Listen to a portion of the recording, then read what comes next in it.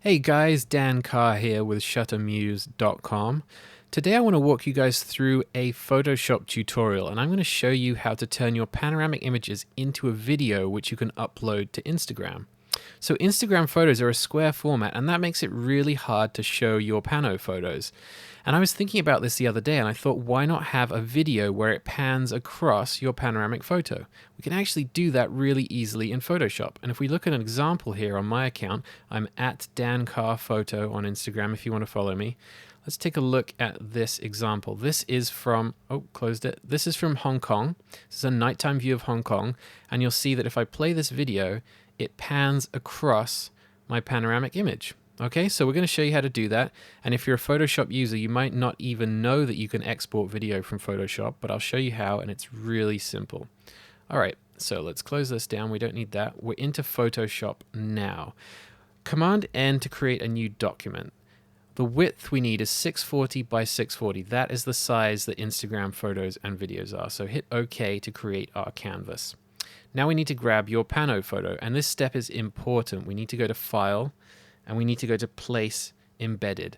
It will not work properly if you just copy and paste the image, because we need this image as a smart object in our Photoshop document. So I'm going to select my pano here. Now we have this image here, and by holding Shift, I'm just going to drag these out. Shift maintains the original aspect of the image, so that's why I'm holding that.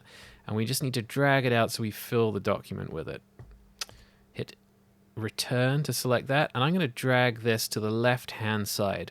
Now when I'm doing this, I'm choosing the start point of my video here. So if I want to go from the left side to the right side, I've dragged to the left side. If you want to flip it around and pan the other way, you'll want to start yours on the other side, on the right hand side. Okay, this will be our start position then, and here's the cool bit. We go up to Window, and we're going to hit Timeline. This gives us a little drop down box here. Create video timeline or create frame animation. We actually want to leave it on create video timeline and hit that button. Now, anyone using an NLE like Final Cut Pro or Adobe Premiere will be pretty familiar with this kind of timeline view, but you might not have known that you can get it in Photoshop. I'm going to zoom out with this zoom control here, and what we have here at the moment is a 5-second video. You can see the 5 right there. That's the default length. Instagram will allow us to have a 15-second video though, and I don't see any reason to use anything less than that. So I'm going to drag this out, and you'll see it says in the box as I'm dragging it how long that's going to be, and I'm going to drag it all the way to 15 seconds right there. Okay, so this is our 15-second video, and if you drag the playhead here, you'll see at the moment nothing happens, okay? And that's to be expected. We're going to add the motion right now. So what we need to do is hit this little gray arrow in the corner here, okay? Now this motion menu is important. We have these particular options here because our photo is a smart object in our document. If you did that first stage wrong, you might not have these options, okay? So it's really important to have done it with the Place Embedded function, and that's going to give us all of these transformation options. What we want to do is select Pan. Now I'm starting on the left and moving to the right for my pan, so I need to type in 180 here. This is the direction of the pan. And then I'm going to uncheck the resize to fill canvas because I've already done that. We don't need the program to take care of that for us. Now if we click down here, now if we grab the playhead, you'll see that this is actually starting to move as we drag it. But if I drag it all the way to 15 seconds, the panoramic image hasn't got all the way to the right hand side. So we now need to define the distance that it's going to pan now that we actually have the movement in place. So we're going to drag the playhead to the far right hand side, okay? Now this next step is kind of important, and what we're going to do is use keyframes to define the start and end point of our video. Now that's exactly what keyframes do. They can be a little bit complicated the first time you use them, but because this is such a simple usage of them, you don't even really need to know all of that stuff, but this is a great introduction to keyframes. So yeah, keyframes define the start and end point, so we need to define the end point. Where is this pan going to end up? So with the playhead dragged all the way to the end, I now want you to grab your pano, drag it all the way over to your finishing point, okay? That's where we're going to finish, on the right hand side. And then we're going to come over here to the left side where it has the file name, and we're going to click this drop down menu.